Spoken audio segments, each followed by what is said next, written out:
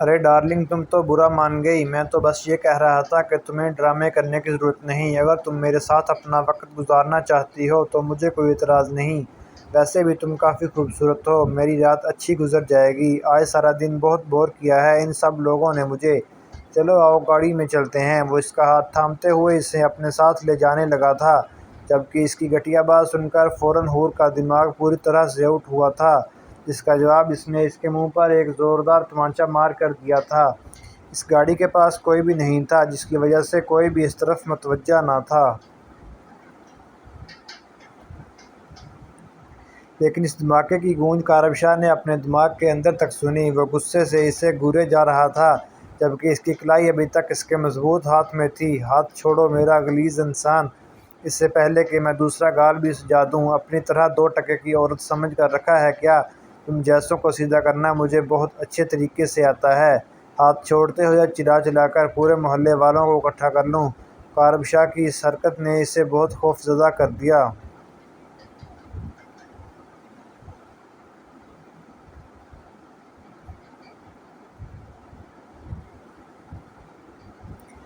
لیکن اس سچویشن میں وہ ڈر کر پیچھے نہیں ہٹ سکتی تھی۔ یہ اس کی عزت کا سوال تھا۔ اس کے اچانک ہاتھ کھینچنے پر کارب شاہ کے ہاتھ سے اس کا ہاتھ نکل گیا تھا۔ وہ نفرت سے سامنے والے کو دیکھ رہی تھی، جو آنکھوں میں بے تحاشا غصہ لیے اسے گھورے جا رہا تھا۔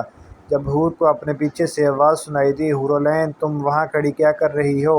یار جلدی چلو، تمہاری مامی جان انتظار کر رہی ہوں گی۔ اس سے پہلے کہ کوئی اور تماشا بن جائے، ہمیں یہاں سے چلے جانا چاہیے۔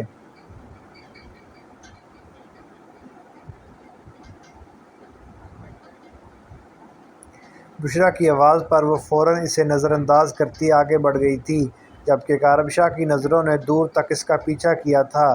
کارب شاہ غصے سے پاگل ہو رہا تھا۔ اس لڑکی کی اتنی اوقات کہ اس نے مجھ پر ہاتھ اٹھایا تھا۔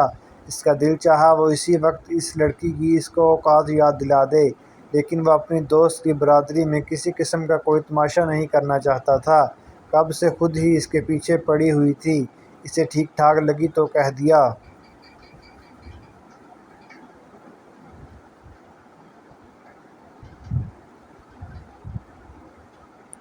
ایک رات گزارنے کا اس کا یہ مطلب تو نہ تھا کہ وہ لڑکی اسے اپنی اوقات دکھا دے۔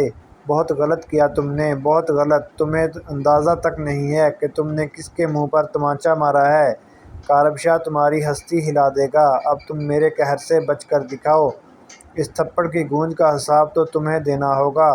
تم جو کوئی بھی ہو، کارب شاہ سے پنگا لے کر تم نے خود میری نگاہ میں آئی ہو۔ یہ تھپڑ تمہیں بہت مہنگا پڑے گا۔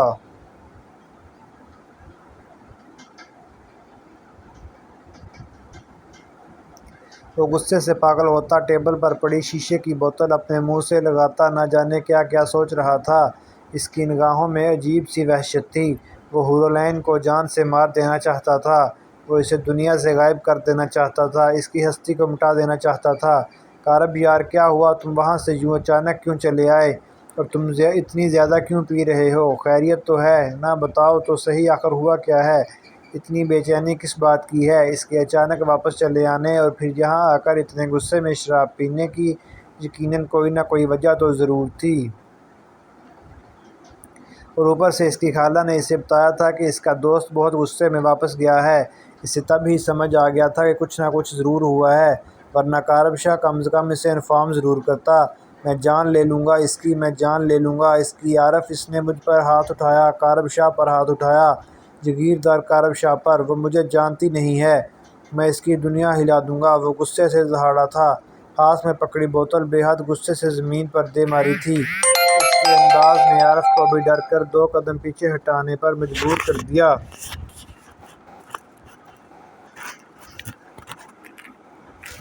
کنٹرول میرے یار، کنٹرول۔ کیا ہو گیا ہے تجھے؟ اس طرح سے ریئیکٹ کیوں کر رہا ہے؟ اور کس نے تجھ پہ ہاتھ اٹھایا؟ مجھے بتا، میں خود یہ معاملہ نپٹا لوں گا۔ تو پریشان مت ہو، میں کوئی نہ کوئی حل نکال لوں گا۔ تو بتا تو صحیح کہ کس نے تجھ پر ہاتھ اٹھایا؟ عارف اسے سنبھالتا ہوا دوبارہ بیڈ پر بٹھا کر پوچھنے لگا۔ میں نہیں جانتا اس 2 کوڑی کی لڑکی کا نام۔ میرے پیچھے پڑی ہوئی تھی۔ اس شادی میں پہلے آ کر دوپٹہ پھنسا لیا میری گاڑی کی چابی سے، اور پھر بنا کوئی بھی بات کیے خود دوپٹہ میری چین سے نکالنے لگی۔ میں نے کہا ٹھیک ہے، میرے ساتھ فری ہونے کی کوشش کر رہی ہے، اوکے۔ اچھی خاصی خوبصورت دکھ رہی تھی۔ میں نے کہا چلو وقت اچھا گزر جائے گا۔ میں باہر گیا تو پیچھے پیچھے تھوڑی دیر بعد باہر آ گئی، لیکن جب رات گزارنے کی قیمت پوچھی تو منہ پر تھپڑ دے مارا۔ اتنی پاکیزہ بی بی بننے کے ڈرامے کر رہی تھی، اس کی تو میں اوقات دکھاؤں گا۔ کیا لگتا ہے اسے کہ کارب شاہ یہ تماچا بھول جائے گا؟ نو عارف، کبھی نہیں۔ میں اسے بتاؤں گا کہ اس نے کس سے پنگا لیا ہے۔ مجھے اس کی ساری انفارمیشن چاہیے۔ تمہاری کزن کے ساتھ گھوم رہی تھی۔ مجھے کوئی فرق نہیں پڑتا کہ وہ تمہاری رشتہ دار ہے یا نہیں، لیکن ایک بات یاد رکھنا، اس نے کارب کے منہ پر تماچا مار کر خود مجھ سے دشمنی مول لی ہے، اور اب اس کو اس کا انجام بھگتنا پڑے گا۔ تم میرا ساتھ دو یا نہ دو، لیکن اس لڑکی کو میں ہرگز نہیں چھوڑوں گا۔ یاد رکھنا، وہ اس کی آنکھوں میں آنکھیں ڈالتا اس پر دہاڑا تھا، جس پر عارف نے ہاں میں سر ہلایا۔ ہاں ہاں، ہم یہ ساری باتیں بعد میں کریں گے۔ تم یہاں بیٹھو، اس وقت تو بہت زیادہ نشے میں ہو، تمہاری حالت بہت خراب ہے۔ میرے خیال میں ابھی کے لیے تمہیں آرام کرنا چاہیے۔ وہ اسے بیڈ پر لٹاتا سمجھاتے ہوئے بولا۔ طبیعت تو میں اس کی خراب کروں گا، عارف۔ اس کو بتاؤں گا کہ کارب شاہ کون ہے اور اس سے پنگا اس سے کتنا مہنگا پڑ سکتا ہے۔ یقیناً ابھی وہ مجھے جانتی نہیں۔ وہ اس کے ہاتھ پیچھے کرتا بے حد غصے میں تھا۔ عارف کو کچھ سمجھ نہیں آ رہا تھا کہ اس کا دھیان اس لڑکی سے کیسے ہٹائے۔ وہ نہیں جانتا تھا کہ اس وقت کارب کس کے بارے میں بات کر رہا ہے۔ اگر وہ لڑکی اس کی کزن کے ساتھ گھوم رہی تھی تو یقیناً اس کی کوئی دوست ہی ہوگی، اور یقیناً وہ اس نوابزادے کو بالکل نہیں جانتی ہوگی، اسی لیے اس نے اس کے ساتھ اتنا بڑا پنگا لے لیا تھا۔ اور اب یہاں کارب شاہ غصے سے پاگل ہو رہا تھا۔ اسے سمجھ نہیں آ رہا تھا کہ وہ کیا کرے۔ اتنی زیادہ اس وقت اس نے شراب پی رکھی تھی، ممکن تھا کہ صبح تک وہ یہ سارا واقعہ ہی بھول جاتا، اور اگر ایسا ہو جاتا تو اچھا ہی تھا، ورنہ یہ ساری چیزیں ان کے لیے کافی بڑا مسئلہ بن سکتی تھی۔ وہ اسے چھوڑ کر واپس کمرے سے باہر آیا، اور وہ اس لڑکی کے بارے میں جاننے کا تھا۔ پتہ نہیں کون تھی، اس نے اپنی موت خود اپنے ہاتھوں سے تیار کر لی تھی۔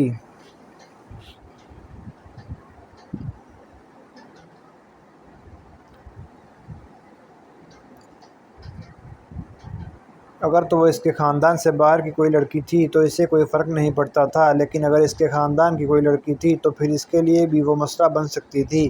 وہ اپنی اور کارب کی دوستی پر کسی طرح کا کوئی رسک لینا ہی نہیں چاہتا تھا، اسی لیے کارب سے پہلے خود سب کچھ چیک کر رہا تھا۔ وہ گھر واپس آئی تب بھی اسے بے حد غصہ آ رہا تھا۔ عجیب انسان تھا وہ، اس کی مدد کرنے کے لیے وہاں گئی تھی، اور فضول آدمی اس کے سامنے عجیب قسم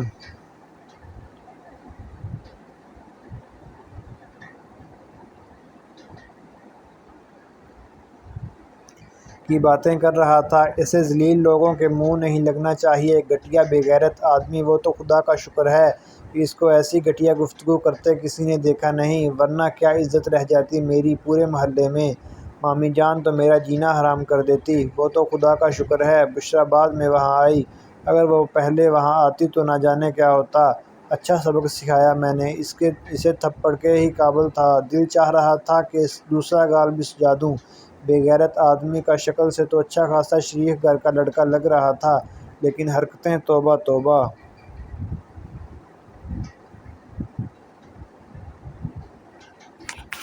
اللہ جی، آپ ایسے انسانوں کو دنیا میں پیدا ہی کیوں کرتے ہو؟ یہ جینے کے قابل بھی نہیں ہوتے۔ میرا بس چلے تو میں اسے خود اپنے ہاتھوں سے جان سے مار ڈالوں۔ گھٹیا انسان، گھر آنے کے بعد بھی وہ مسلسل کارب شاہ کے بارے میں ہی سوچ رہی تھی۔ اس کی حرکت سے اس کا خون کھول اٹھا تھا۔ اس کا بس نہیں چل رہا تھا کہ وہ کچھ کر بیٹھے۔ اسی طرح کے ہوتے ہیں پڑھے لکھے جاہل، بات کرنے کی تمیز نہیں، اور سوٹ بوٹ پہن کر اپنے آپ کو پڑھا لکھا انسان ظاہر کرتے ہیں۔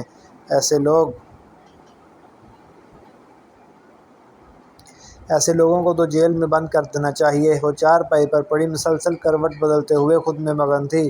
کیا مسئلہ ہے لڑکی، کیوں بار بار چارپائی ہلا رہی ہو؟ سونے دو مجھے۔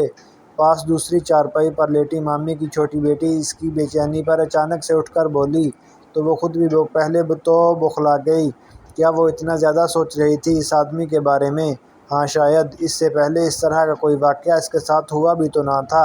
اس جیسی لڑکی کے لیے اس طرح کی چیزوں سے نکلنا آسان نہیں تھا۔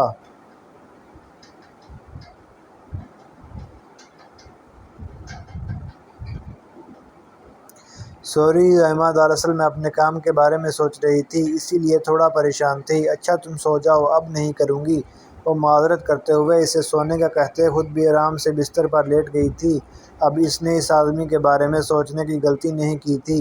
اگر عزت کو خطرہ ہو تو نہ تو سکون کی نیند آتی ہے اور نہ ہی چین ملتا ہے۔ اسے بھی نہیں مل رہا تھا۔ بار بار ایک ہی بات سوچی جا رہی تھی کہ کہیں اس لڑکے سے بات کرتے ہوئے اسے کسی نے دیکھ تو نہیں لیا۔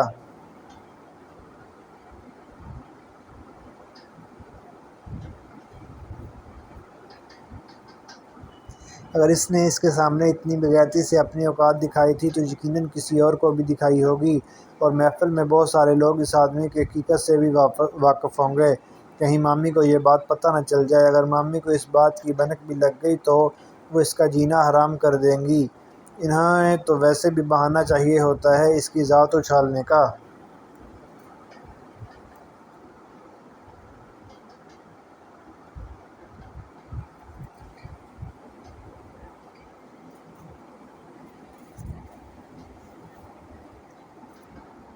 یا اللہ میری مدد کیجیے، یہ بات کبھی باہر نہ نکلے۔ اگر کسی کو پتہ چل گیا تو آپ جانتے ہیں نا کیا ہوگا۔ ماموں نے تو پہلے بھی کبھی میرے حق میں آواز نہیں اٹھائی۔ اگر اس طرح کا کوئی معاملہ سامنے آیا تو کہیں میں اس چھت سے بھی محروم نہ ہو جاؤں۔ وہ دل ہی دل میں اللہ سے مخاطب اپنے حق میں دعا مانگ رہی تھی، کیونکہ وہ اور کچھ نہیں کر سکتی تھی اور نہ ہی کچھ اس کے بس میں تھا۔ ایسے گھٹیا ترین انسان اکثر اپنی چند پل کی خوشی کے لیے کسی دوسرے کی زندگی خراب کر دیتے ہیں۔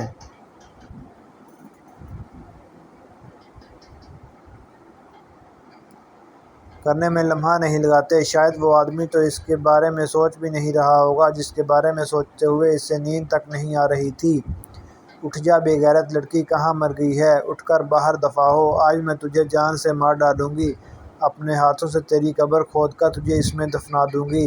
حورالعین کی آنکھ کھلی تو مامی کی اونچی آوازیں اس کا دل دہلا گئی تھیں۔ یقیناً رات والا قصہ انہیں پتہ چل گیا تھا۔